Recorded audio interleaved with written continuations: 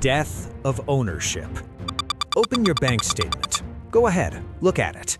Netflix, Spotify, iCloud, Adobe Creative Cloud, Microsoft 365. Maybe you pay for YouTube Premium to avoid ads. Maybe you pay Twitter to get a blue check mark. Even your car isn't safe. In 2026, BMW is charging you a monthly subscription just to use the heated seats you already paid for.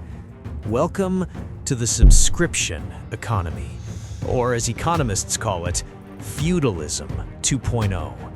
They told you you will own nothing and you will be happy. Well, you certainly own nothing, but are you happy?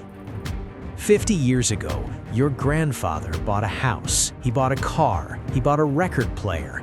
They owned them. They were assets. Today, you are a user, not an owner.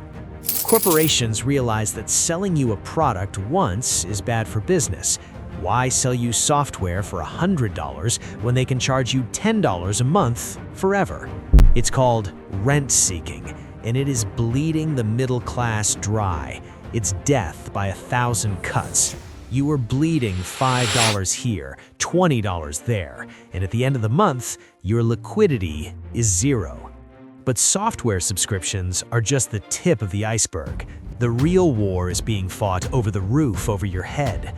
Look at the chart of institutional home ownership.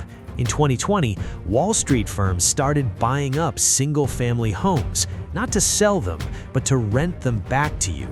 BlackRock, Vanguard, State Street, they are becoming the world's landlords. In 2026, the average price of a starter home in America is now over $600,000. Who can afford that? You?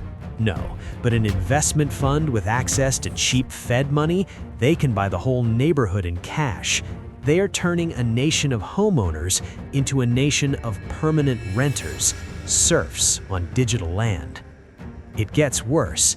Everything is smart now. Your fridge, your thermostat, your tractor. But smart really means controlled.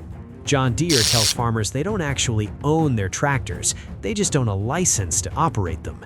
If you try to repair it yourself, the software locks you out. If you stop paying your Tesla subscription, they can turn off your self-driving features remotely. You don't own the hardware anymore. You're just leasing the permission to use it. This is not an accident. This is a business model. The goal is to strip you of equity.